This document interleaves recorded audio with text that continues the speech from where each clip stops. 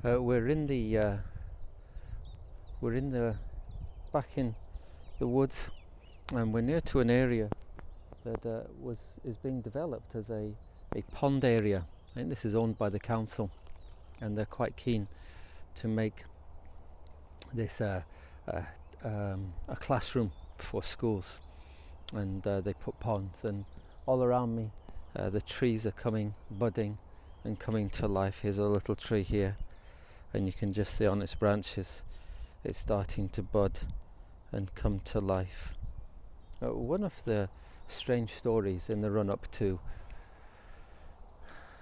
the crucifixion of Jesus happens, it seems, on the day after Jesus enters into Jerusalem, the triumphal entry into Jerusalem.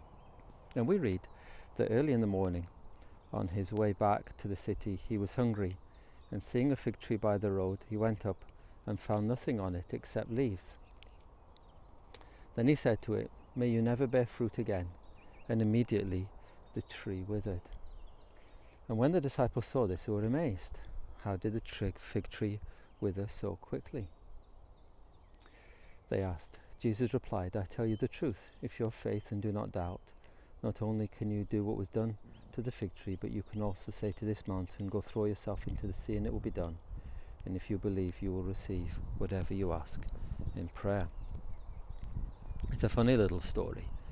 It's a parable, and it's loaded with meaning if we stop, give it some time and think about it. I think the first of all is the power of Jesus Christ. You see that. Jesus Christ has authority and power, and no one can stop him. And he does things that are utterly remarkable. The second thing you see is the fig tree itself.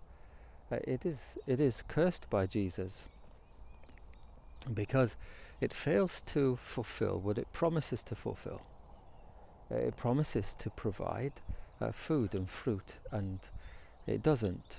And that's very important. Jesus is telling us something very important, that this is a parable, and if you claim something, if you promise something, then you're expected to fulfill it. So you would see that there is a command here, an expectation that those who promise will actually fulfill what they promise. Those who say that they have life, those who say that they are the life, well, they're expected to show it, not only in the easy times but in the hard times. A real lesson for us today. But thirdly, it's a challenge to pray. Now, evidently Jesus Christ has power, and we don't, but we can call on him for power, and we can trust in him for power, and we can pray to him.